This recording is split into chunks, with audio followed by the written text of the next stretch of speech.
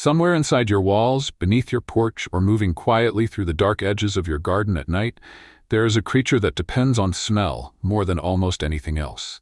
Not sight, not sound, scent. Welcome back to Earthly Delights. I'm so happy to have you here in the garden today.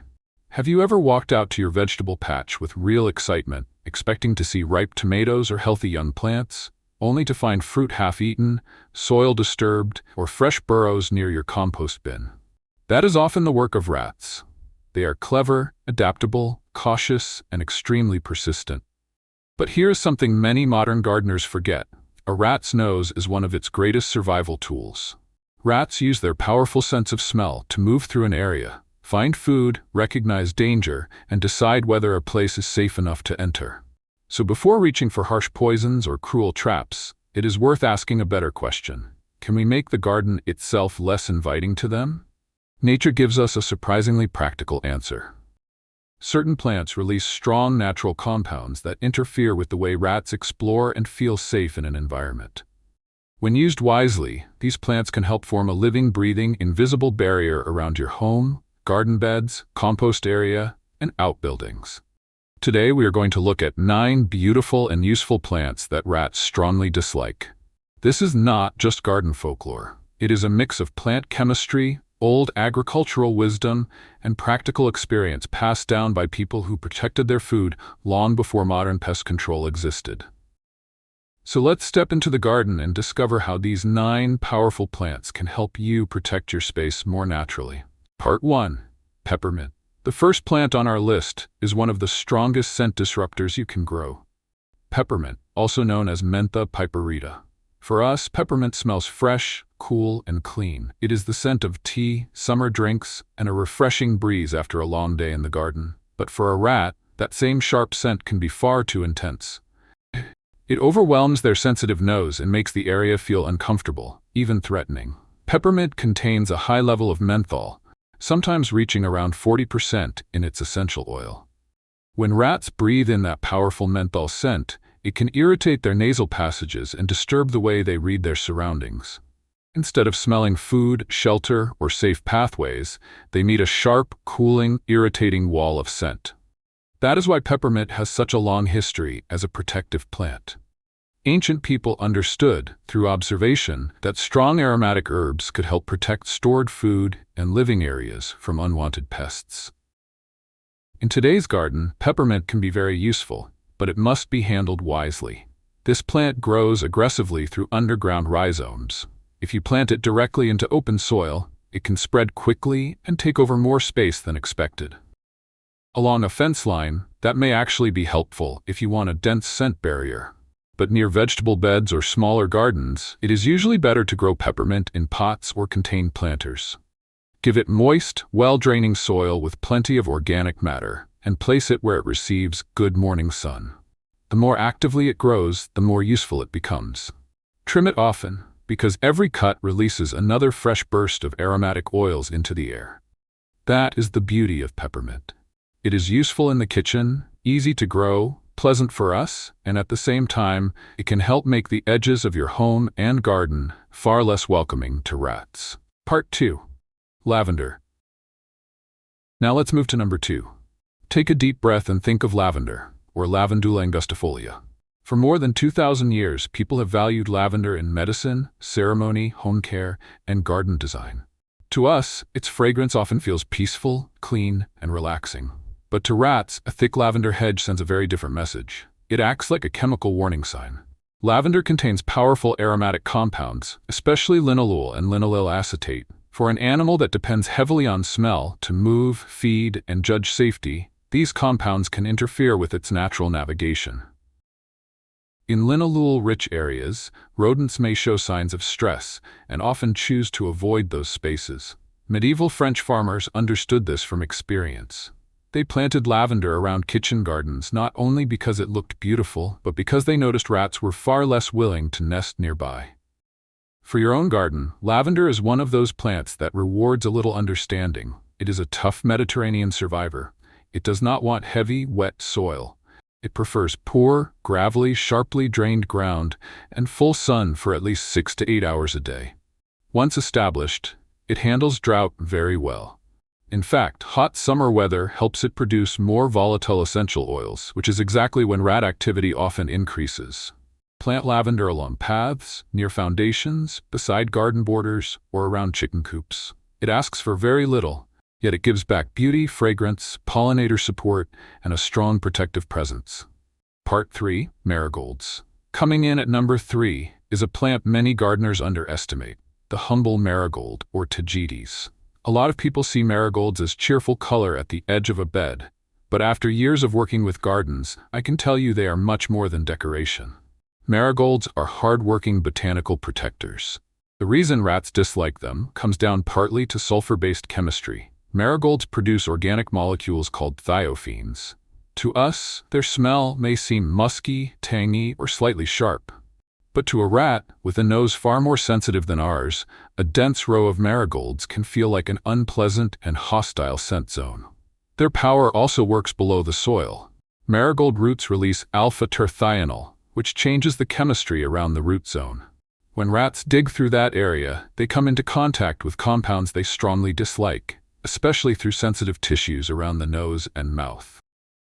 The ancient Aztecs valued marigolds for their protective qualities, and modern gardeners can use them in a very practical way. Do not rely on one lonely marigold and expect miracles. Plant them in solid rows or thick clusters.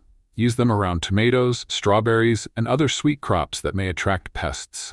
Marigolds are heat-loving annuals that thrive in full sun and well-drained loam.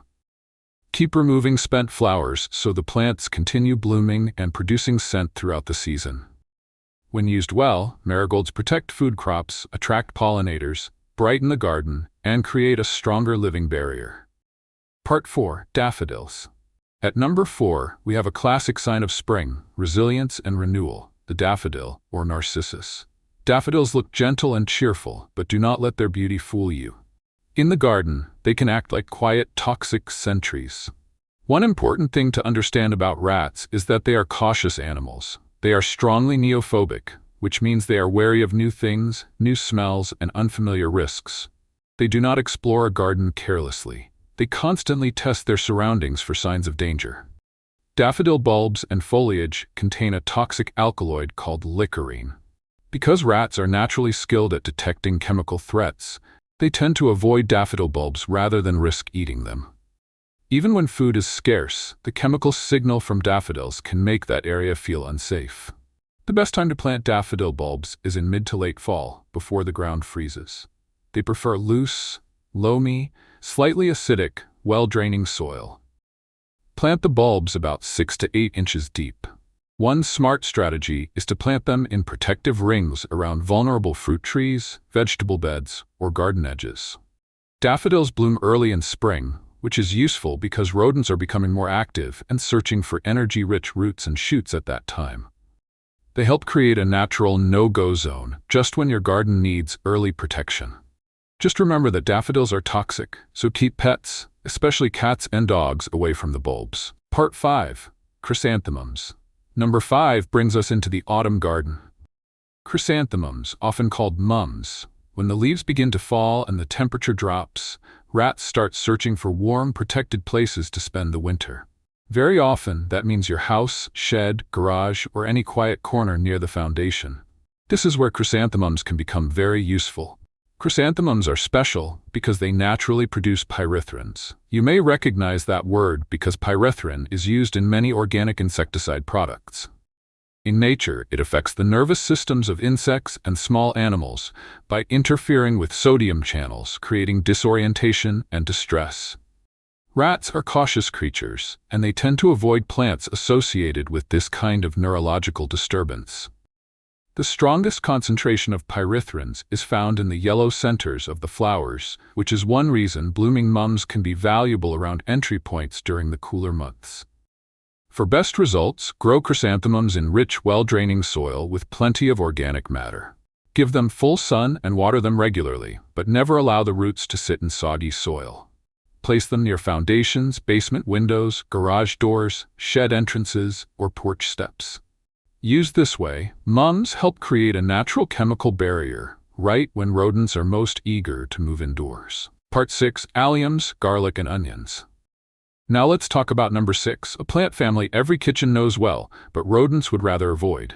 The allium family, especially garlic and onions. Inside each garlic clove is a clever piece of natural plant defense. Garlic contains alliin and an enzyme called alliinase, which stays separate while the clove is intact. But when the bulb is bitten, scratched, crushed, or damaged, the plant cells break open. Those compounds mix together and quickly form allicin.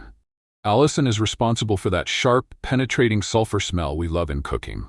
But for a rat, that same smell can be harsh and irritating. It can bother the mucous membranes and create a burning sensation in the nose and airways. Raw garlic and onions can also be dangerous if rodents consume enough of them, because they may contribute to hemolytic anemia, reducing the blood's ability to carry oxygen properly. In the garden, garlic is especially practical because it grows underground, right where rats like to dig and burrow. Garlic is usually planted in autumn for harvest in late spring or summer. It prefers loose, friable, well-draining soil rich in organic matter. A smart strategy is to plant dense rows of garlic around raised beds, vegetable plots, and vulnerable garden borders. This gives you a useful underground scent barrier, while also rewarding you with one of the most valuable, health-supporting, and versatile crops you can grow. Part 7. Sage. Number 7 is sage, or Salvia officinalis, one of those herbs that feels comforting to us but can be deeply unpleasant to rodents. Think of the warm aroma of holiday stuffing, roasted vegetables, or a rich winter stew. Sage leaves are thick, slightly fuzzy, and strongly aromatic, which makes them useful far beyond the kitchen. The key compounds in sage include thujone, camphor, and 1,8-cineol. Together, they create a powerful, earthy, spicy fragrance that can overwhelm a rat's sensitive ability to track scent. Since rats depend so heavily on smell to find food, shelter, and safe travel routes, a healthy sage plant can make an area feel confusing and unwelcoming. When the wind moves through sage, it carries that strong aroma outward, helping form a kind of natural forbidden zone that rodents are less likely to cross. Sage is hardy, robust, and drought-tolerant once established. It grows best in medium to full sun and prefers sandy or loamy soil with a pH around 6.0 to 7.0. Do not over-fertilize sage, because too much fertility can reduce the strength of its flavor and scent. Let the top inch of soil dry before watering again. In many climates, sage stays evergreen, which means it can offer protection through much of the year. Interplant it near carrots, strawberries, and other crops with sweet scents. Its strong fragrance helps mask the smell of those crops, making them harder for hungry scavengers to locate. Part 8. Rosemary. At number 8, we have a plant that has been trusted around homes, gardens, and food stores for generations: rosemary, or Salvia rosmarinus. When you brush your hand across a healthy rosemary bush, it releases a strong, resinous, pine-like fragrance. To us, that scent feels clean, warm, and grounding. But to rats, it can make the area feel sharp, intense, and uncomfortable. Rosemary produces a concentrated mix of terpene compounds, especially 1,8-cineol, also known as eucalyptol. When sunlight warms the tough, needle-like leaves, those essential oils rise into the air and create an environment many pests do not like. This is one reason rosemary works so well near areas you want to protect. There is also a physical advantage. Rats prefer soft, easy cover when they move.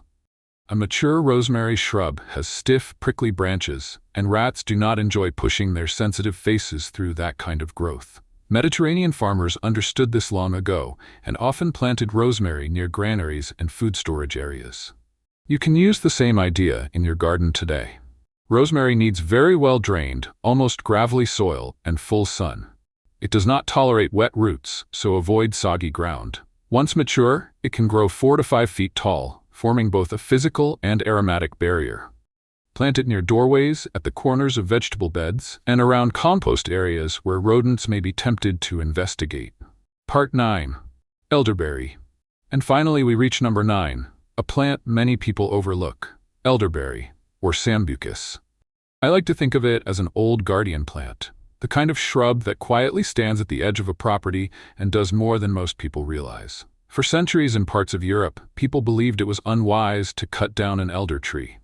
One practical reason was simple. Old farmers observed that elderberries helped keep rats away. The science behind that old wisdom is fascinating. The leaves and bark contain cyanogenic glycosides, including sambunigrin. When the plant tissue is damaged, it can release tiny traces of hydrogen cyanide. For a person simply walking past the shrub, this is not a concern. But for a rat, which reads the world through an extremely sensitive nose, that chemical signal can register as danger. It creates a strong instinctive warning that encourages avoidance. Elderberry is also a very resilient plant. It can handle both wet and dry conditions better than many shrubs, and once established, it grows quickly. In just a few years, it can reach around 10 feet tall if given enough space. Planted along property boundaries, near outbuildings, or at the edge of wooded areas where rodents may travel. Give it room to grow and let it become part of your outer defense. And the benefits do not stop there. Elderflowers can be used for teas, and properly cooked elderberries are valued as a nutritious, health-supporting food. This is a plant that can feed you, support wildlife, strengthen the edge of your property, and help discourage rats at the same time. Conclusion. When we look at these 9 plants, we are not just talking about landscaping. We are talking about practical garden intelligence, the kind of knowledge built by generations of people who depended on healthy soil, clean storage, and protected harvests. But I want to be honest with you. Plants alone are not a magic solution if you already have a large, active rat problem. They should be part of a larger, integrated pest management strategy. You still need good yard sanitation. Remove hiding places like woodpiles, secure your compost in raised or sealed bins, pick up fallen fruit quickly, close gaps around your foundation, and eliminate standing water. But when you combine clean garden habits with smart planting, the whole property begins to work differently. Peppermint near the foundation, lavender along the borders, marigolds and garlic in the vegetable beds, rosemary around compost areas, and elderberry along the perimeter can all help create layers of natural defense. That is when you stop fighting nature and start working with it. You begin to use the quiet language of scent, chemistry, texture, and plant placement that has been shaping gardens for thousands of years. And honestly, there is something empowering about knowing the earth already gives us so many tools. We only need to learn how to place them wisely. If this journey into the hidden protective power of plants inspired you, please hit the like button and subscribe to Earthly Delights. I would love to hear from you in the comments. Which of these plants are you going to add to your garden defense this weekend? Thank you so much for joining me today. Keep your hands dirty, keep your mind open, and I will see you in the next video, right here on Earthly Delights.